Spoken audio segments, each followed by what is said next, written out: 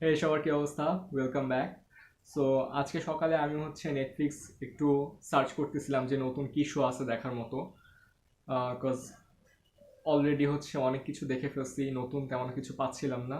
So suddenly I saw this bad boy billionaires India.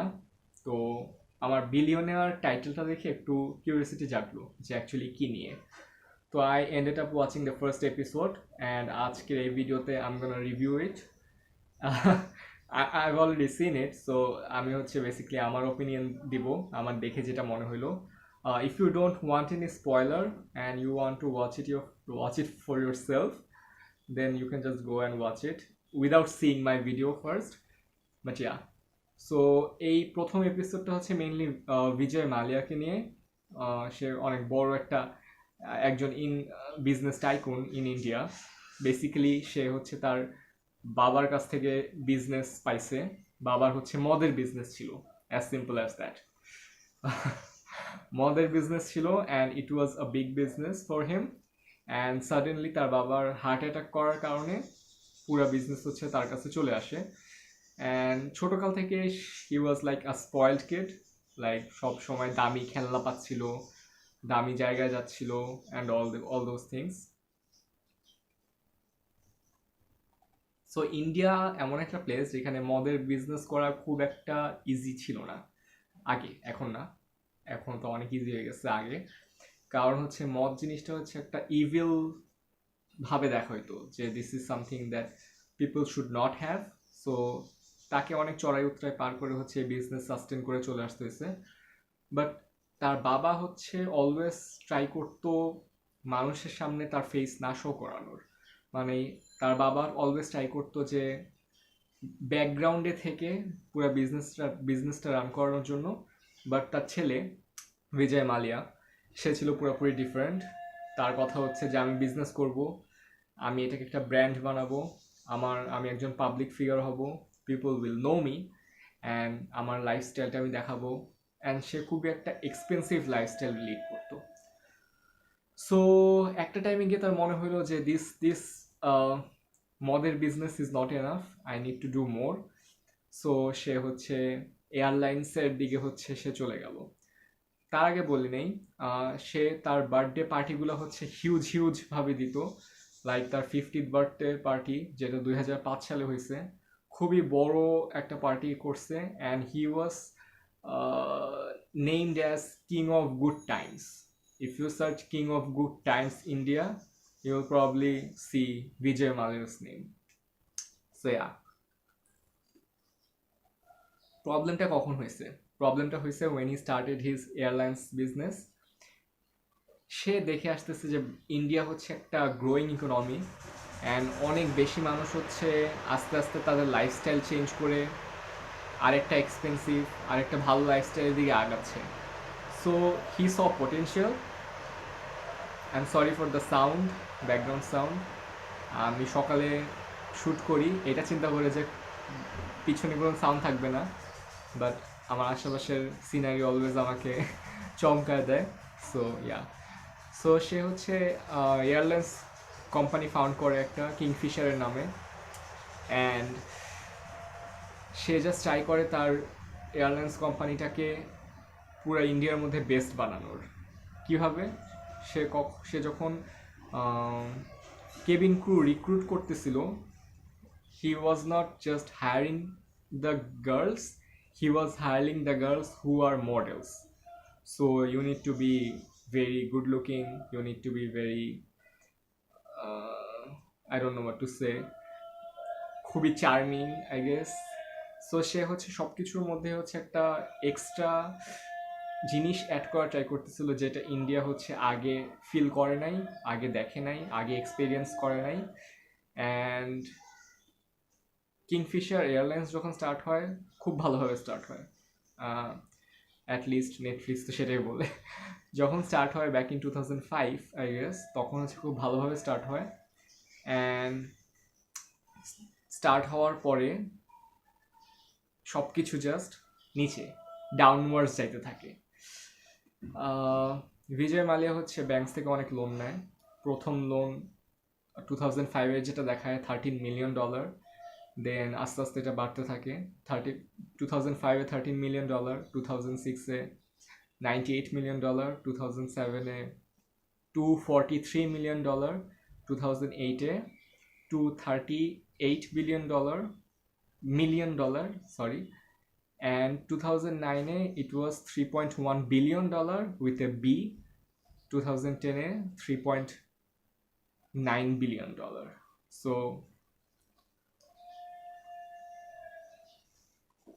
numbers গুলা huge, and এই এয়ারলাইন্সটা হচ্ছে ক্রমাগত হচ্ছে লসের দিকে যেতে থাকে।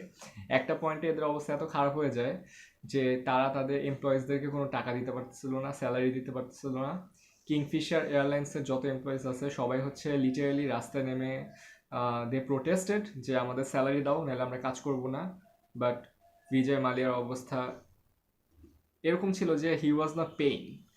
অ্যান্ড এখানে হচ্ছে আমি ফার্স্টে চিন্তা করতেছিলাম যে একটা কোম্পানি যদি এত খারাপ অবস্থা যেতে থাকে, and if you are not able to pay your employees, তার মানে হয়তো তোমার নিজের কাছে টাকা নাই বা তুমি দিতে চাইতেছো না, দুইটার একটা। সো আমি ভাবছিলাম হয়তো নিজের কাছে টাকা নাই যেহেতু অনেক লসের মধ্যে আছে। বাট ওই টাইমে he was buying Formula One racing team, he was buying IPL team. So সে হচ্ছে আর বাকি সব জায়গায় he was spending a lot of money, but he was not paying his own employees. So এই জিনিসটা রুল আউট করে দেওয়া যায় যে he did not have money, he had money, but he refuse to pay his employees for what reason I don't know. Formula One racing সম্পর্কে যারা জানে না, ইটস রেসিং ইভেন্ট যেখানে 10টা টিম থাকে পুরো ওয়ার্ল্ডে, অ্যান্ড ওই 10টা টিমের মধ্যে প্রত্যেকটা টিমের 2জন করে ড্রাইভার থাকে, and it's a very expensive sport, খুবই এক্সপেন্সিভ স্পোর্ট।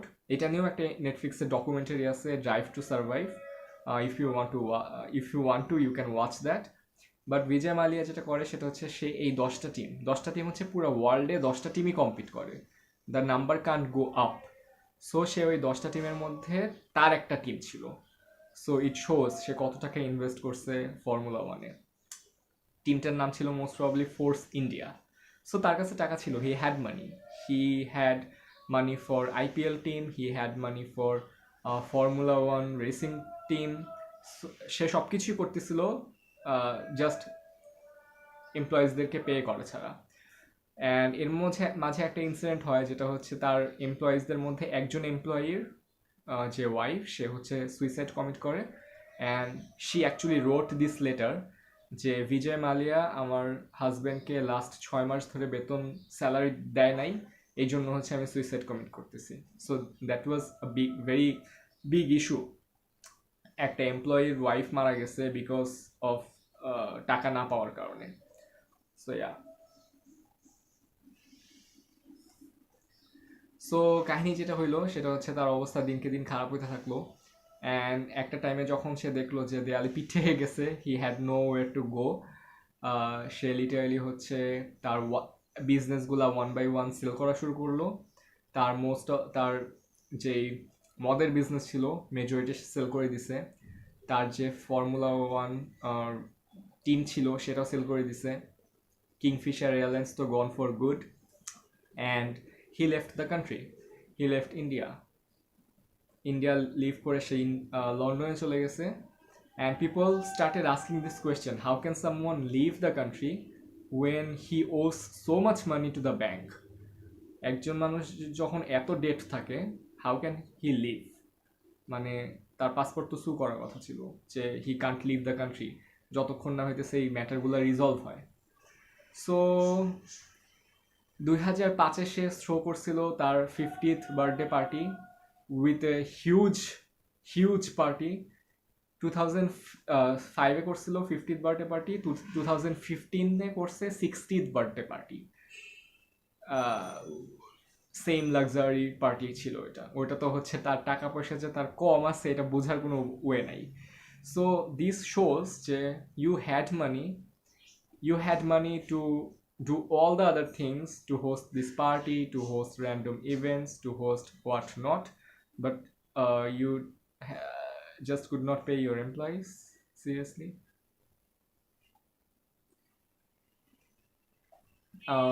সো নেটফ্লিক্সে এই সিরিজটা দেখে হচ্ছে অনেক কিছু রিয়েলাইজ করলাম। So it's very important to know your money, টাকা কতটুকু আসতেছে কতটুকু যাইতেছে। If you are in debt, তোমার ওই টাকা কি তুমি আদৌ দিতে পারবা কিনা, this are very important issues and people should think this very clearly. And একটা জিনিস হচ্ছে ইন্ডিয়া তখন ডিসকাস করতেছে যে একজন কৃষক যদি হচ্ছে একটা লোন নেয় 5,000 টাকার, অ্যান্ড সেটা যদি সে দিতে না পারে, তার অবস্থা খারাপ হয়ে যায়। বাট একটা মানুষ 5,000 কোটি টাকার লোন নিয়েও কিভাবে পার পেয়ে যায়, that is the problem with the banking system. কিভাবে সে লোন পায় দিনের পর দিন, বছরের পর বছর। So yeah, also he could get away with it.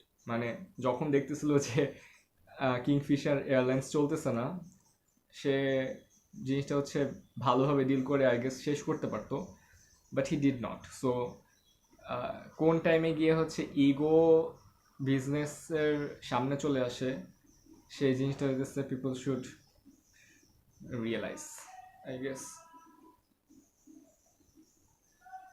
So that was the first episode of Bad Boy Billionaires India. Do let me know whether you watched this series. আমি জানি না কয়টা এপিসোড আছে, I just watch the first one. আমার কাছে দেখে ভালোই লাগছে।